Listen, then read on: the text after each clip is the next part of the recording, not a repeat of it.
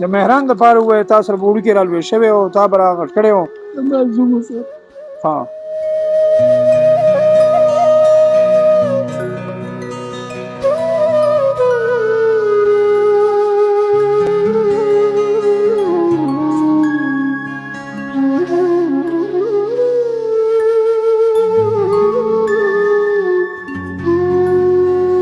لیکن دا ماشومان تاسو ګوري دا ګلونه دا اوس واړه دي دا یتیمانان شوي دي یا دا د هغه مهران ګلونه ماشومان دي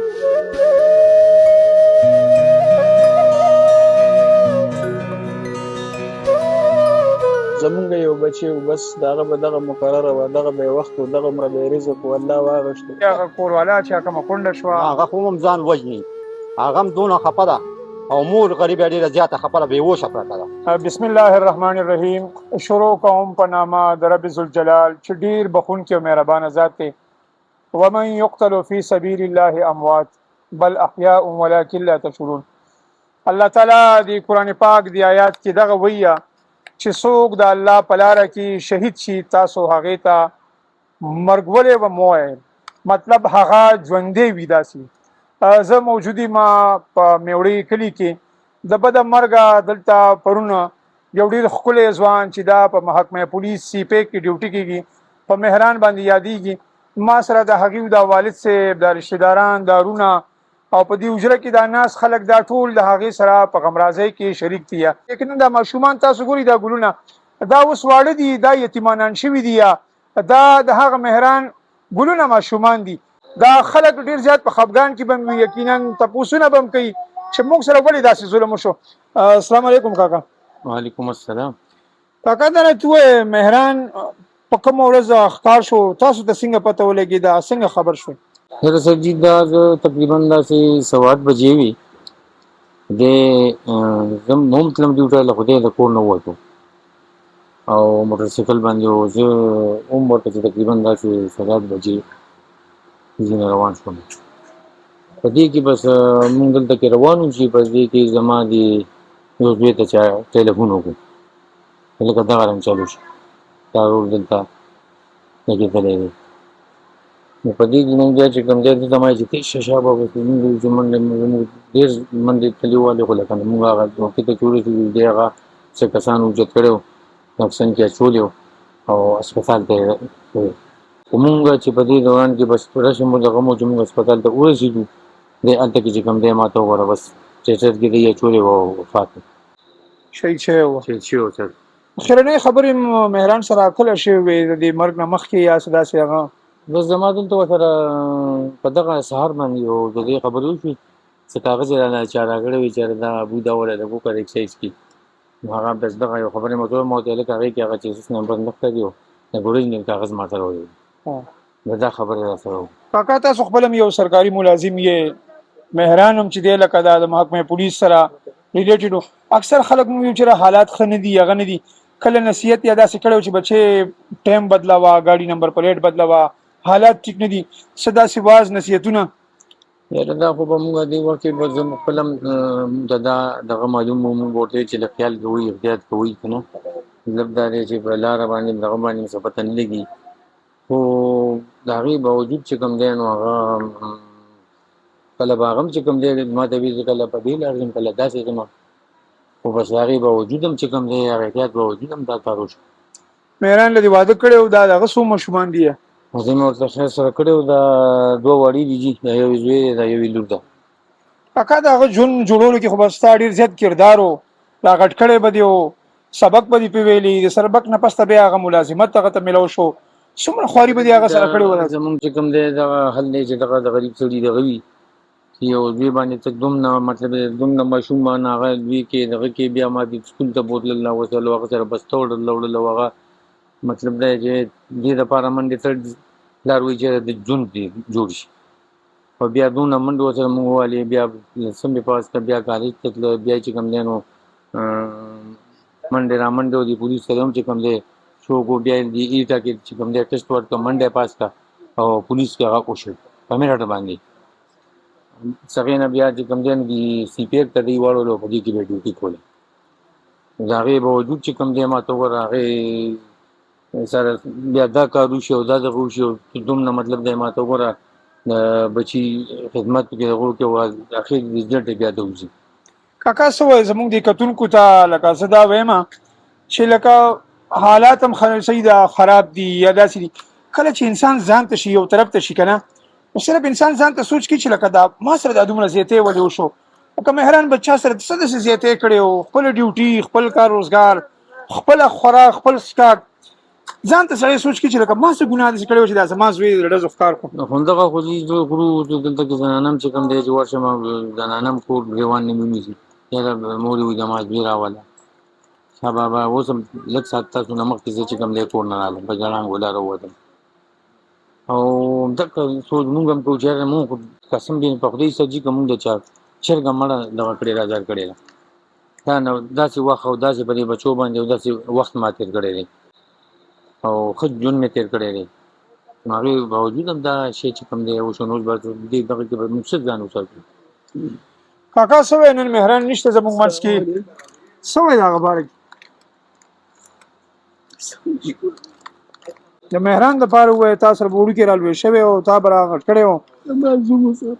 ها ما خپل بچی ډېر په خوارۍ رالوی کړی وه او ډېره خواري مې خپل بچي سره کړې وه ان تر دې چې دوی د سکول نه راویسته هم دغه پرنسپله په هغې باندې خفه وه چې دا ته وایي نن پورې هغه جینۍ هغې واپس نه داخلولی دا سړی ګواه دی دی ورپسې لاړو پرنسپل یې ورته ویلي وایي ما لکه ته دومره تکړی بدلي دی سکول نه وکړه زما لرې کړه دې ځای نه او چې زه دلته یم نو دا به رانه داخلېږي وایي دا عمر د دې د وعدو د کویدنو دی چې دا تاسو ورکړه که دا د دې د سبق دی نصیبي خبره وه چې دا دوه ماشومان ولا الله ورکړي څنګه خبر شوې د مهران د مرګ نه اطلاع درته میلاو شوه بس بیا دلته کې راغو چې راغلي دي هسپتال کې هسپتال نه بعد بیا انتظار هم کولو دی 11 بجې هلته پولیس لاین کې جنازه ده هلته جنازه وکړي بس بیا دلته راغی مهران د دغه نه یو 2 شپې مخکې راغی دا بچي راوسته دي هلته ماته وایي بابا وایي دې بچو مې داسې ورانې راغشتې وې ډېر زیات یې تنګ کړی مې ښې زه دلته راوله چې ډېر تنګېږي کاکا دا راته ووایه لکه دا زمونږ دا چې کوم دا چا دا مرګ کړی وي یقینا دا به هغه هم ګوري د هغه به زوی به هم وي پلار به هم وي د چا نه به پیدا وي چې لکه ولې داسې دا واقعات کي چې لکه پردي کورونه راشي داسې وران کي زمونږ د تلو غرض صرف مقصد دی چې لکه دا پردی خونې مه ورانوئ درس د دې حل نه دی که ستا د هر چا سره بد وي هلکه څه وایې دې باره کې بالکل جی هر څنګه چې دي ناجیز یې کړي دي ظلم یې کړی دی او مونږ به دا ووایو چې بس الله دې ورته د دې نه بعد د نیکو هدایت وکړي چې آینده دپاره د چا د بچي په سر باندې د چا کور نه ورانوي زمونږ یو بچی و بس د هغه به دغه مقرره وه دغه به یې وخت و دغه مره به یې رزق و الله واغشته د الله مال و الله ته قبول شو هغه واغشته زمونږ هم قبوله ده جي یقینا الله هغې له د شهادت ورځ ورکړې وه او دغه ورځ هم چې دا د پولیس د شهادتینو ورځ وه لکه وي که نه په دغه ورځ مې شهدا ورځ وه هلته هم چې دی په شیراز ارینا کې هماغه د شهداو دپاره ډېر یو غټ تقریب و چې هغې کې کور کمانډر زموږ د پولیس سربراه د سی پیک د هرې هغه محکمې هغه پولیس افسران هم راغلي وه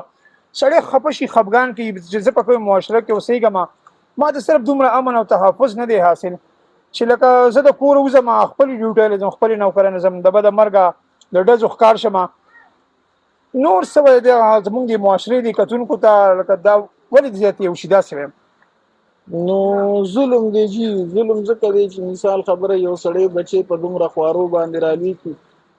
چرګه چې انډ باندې کیني او یو بچی راوړي جي نو په هغې باندې هغه چې کوم دی ته ورته ګوتې وړه نو هغه د دې مری ته رادانګي ولې په هغې باندې هغې خواري کړي وي هسې نه پیدا شوی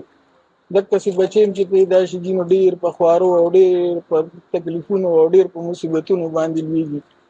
یو سړی چې خپل بچی لوی کړي نو هغه د دې ورځې دپاره نه دی چې یاره مثال خبره سبا دی د بل د ډز د لاندې شي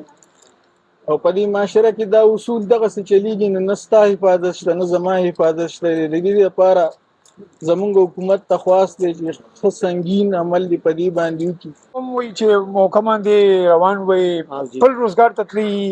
دا په ډزو لګېدلی مو تاسو د بیباد کې دا موقع لږ را سره بیان کړي چې څه مو لیدل داسې یو لسو منټو فاصله کې تېر روان موږ دنه وروستو را روان و دیم نه مخکې و